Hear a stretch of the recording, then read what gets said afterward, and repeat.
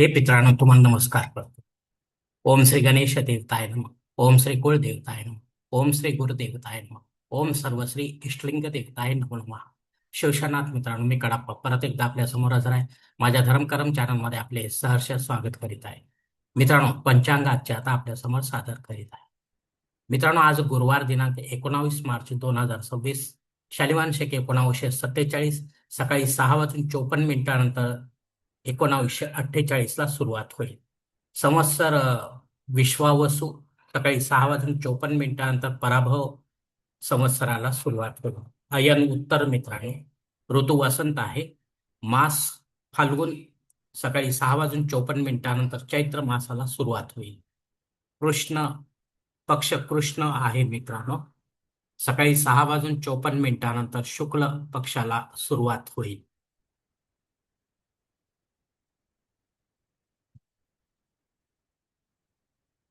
तिथी मित्रांनो, आजची अमावस्या तिथी आहे. सकाळी 6:54 प्रतिपदा तिथीला सुरुवात होईल आणि उत्तर रात्री 4:53 द्वितीया तिथीला सुरुवात होईल. वार गुरुवार आहे. नक्षत्र मित्रांनो, उत्तरा भाद्रपदा नक्षत्र आहे. उद्या पहाटे 4:05 रेवती नक्षत्राला सुरुवात होईल. योग मित्रांनो, शुक्ल योग आहे. मध्यरात्री 1:17 ब्रह्मा योगाला सुरुवात होईल. करण मित्रांनो, नागकरण आहे.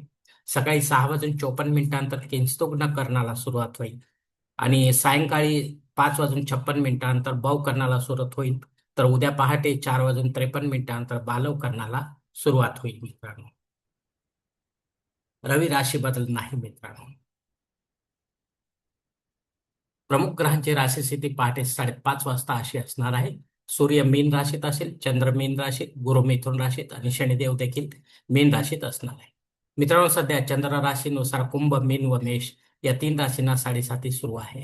या राशींच्या जातकांना साडेसातीचा त्रास होत असेल तर त्यांनी कृपया आपल्या जन्मकुंडलीसह जवळच्या ज्योतिषाला भेट द्यावी आणि आपल्या जन्मकुंडलीमधील शनिदेवतेची पोझिशन तपासून पाहावी. ती जर अशुभ स्थितीत असेल तर आपल्याला नक्कीच शनिदेवतेची धार्मिक सेवा करावी लागणार आहे. अन्यथा धार्मिक सेवा करण्याची गरज राहणार नाही मित्रांनो. मुंबई भागातील सूर्योदय असते याप्रमाणे: सूर्योदय सकाळी 6:45 असेल तर सूर्यास्त सायंकाळी 6:48 असणार आहे. गोचर ग्रहांची सद्यस्थिती सुद्धा जाणून घेऊया मित्रांनो. अस्तंगत ग्रहांमध्ये मंगळ ग्रह हा 10 नोव्हेंबर 2025 पासून, तर शनी ग्रह हा 12 मार्च 2026 पासून अस्तंगत झालेले आहेत. हे दोन्ही ग्रह आपल्याला काय फळ देतील आपल्या जन्मकुंडलीच्या माध्यमातून हे देखील ज्योतिषी आपल्याला समजावून सांगतील मित्रांनो.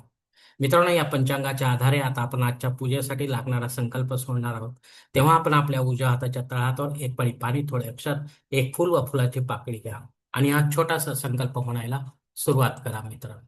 हरोम शिव शिव शंभूराज्ञा प्रवर्तमानसद्य ब्रह्मणो द्वितीय परार्धे श्वेतवराह कल्पे वैवस्वत मन्वंतरे कलियुगे प्रथम पादी जम्बूद्वीपे भरतवर्षे भरतखंडे मेरो दक्षिण दिग्भागे महाराष्ट्र देश व्यावहारिक चांद्रवण शालिवान शके 1947 1948 प्रभावादी षष्टी संवत्सरामध्ये विश्वावसु आणि पराभव नाम संवत्सरे उत्तरायणी वसंत ऋतू फाल्गुन मासे चैत्र मासे कृष्ण पक्षे शुक्ल पक्षे बृहस्पती वासे उत्तरा भाद्रपदा नक्षत्रे शुक्ल योगे नाग करणे किंस्तुक न करणे अमावस्या वा प्रतिपदा शुभतिथ वीर गोत्रात उत्पन्न में कड़ाप मोपात दुरित क्षय द्वारा श्री पार्वती पती परमेश्वर प्रीत्यर्थ विधिवत नित्य देवपूजा एवं इष्टलिंग पूजा करिष्ये.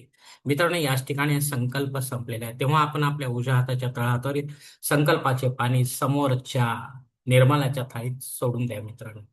मित्रांनो, या संकल्पाची वेळ मर्यादा पहिली जी आहे ती 6:54 आहे आणि दुसरी वेळ जी आहे ती सायंकाळी 5:56 आहे. या वेळेनुसार आपण संकल्प सोडायचा आहे मित्रांनो. आणि या वेळेनंतरही आपल्याला जर संकल्प सोडायचा असेल कुठल्याही धार्मिक विधीच्या संपन्नतेसाठी, तर कृपा करून आपण वरील बदललेल्या पंचांगाचा आधार घ्यायचा आहे. नवीन संकल्प तयार करायचा आणि त्या संकल्पात आपण करत असलेल्या धार्मिक विधीचा उल्लेख अवश्य करायचा आहे. तेव्हाच आपली धार्मिक सेवा संबंधित देवतांपर्यंत पोहोचेल आणि त्यांचे आशीर्वाद आपल्यापर्यंत पोहोचतील. आपले जीवन अधिक सुखमय बनेल मित्रांनो. मित्रांनो, पंचांगातील इतर काही महत्वाची जी माहिती ती आता आपण पाहूया. पंचांग शुद्धी सकाळी 6:54 आहे मित्रांनो, त्याआधी नाही. अमावस्या असल्यामुळे दिन विशेष मित्रांनो अमावस्या आहे. सकाळी 6:54 अभ्यंग स्नान करावे. गुढीपाडवा असल्यामुळे 3:30 मुहूर्तापैकी एक पूर्ण मुहूर्त आहे मित्रांनो. गुढी उभारणे यानंतरचं एक कर्मकांड आहे. पंचांगस्थ गणेश पूजन आपण करायचे जर आपण दरवर्षी करत असाल तर.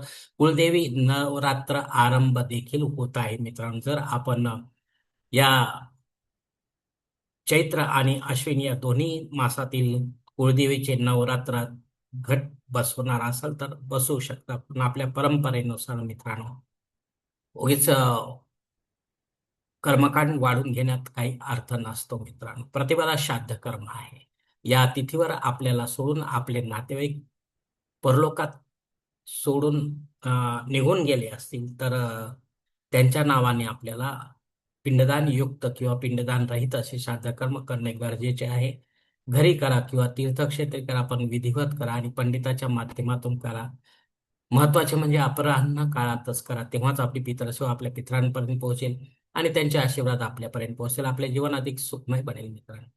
जागतिक ज्योतिष्य दिन देखील आहे मित्रांनो. ज्योतिषशास्त्र मित्रांनो हे आपल्या प्रारब्ध कर्माचे प्रतीक आहे. प्रारब्ध कर्माचा एक आरसा आहे मित्रांनो. जर आपल्याला आपले प्रारब्ध जाणून घ्यायचे असेल त्यानुसार आपल्याला या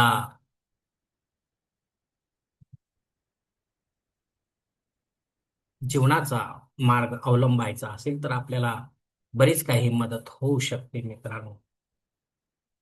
तेव्हा आपल्यावर अवलंबून आहे की आपण कितपत या शास्त्रावर विश्वास ठेवतात त्यावर मित्रांनो. आहे खरे आहे, पण शेवटी आपल्या मनावर अवलंबून आहे मित्रांनो. आपल्या बुद्धीवर अवलंबून आहे. अग्नी पृथ्वीवर हजर आहे मित्रांनो. त्यामुळे आपल्याला नव्याने काही होम यज्ञ कर्मकांड सुरू करायचे असेल तर अवश्य सुरू करू शकता. पण पुढे ते जाऊन बंद पडू देऊ नका, अन्यथा आपल्याला दोष देखील लागू शकतो. राहुकाळ मित्रांनो दुपारी 1:30 ते 3 वाजेपर्यंत आहे. या 1.5 तासाच्या काळामध्ये राहू अत्यंत प्रभावी असल्यामुळे तो आपल्या कामांमध्ये अडथळे निर्माण करणार मित्र. म्हणून आपण शक्यतो या 1.5 तासाच्या काळात रेग्युलर कामे जी आहेत तीच करावी. महत्वाची किंवा विशेष कामे शक्यतो टाळावी, अन्यथा आपल्याला अपयश येऊ शकते आपल्या कामामध्ये.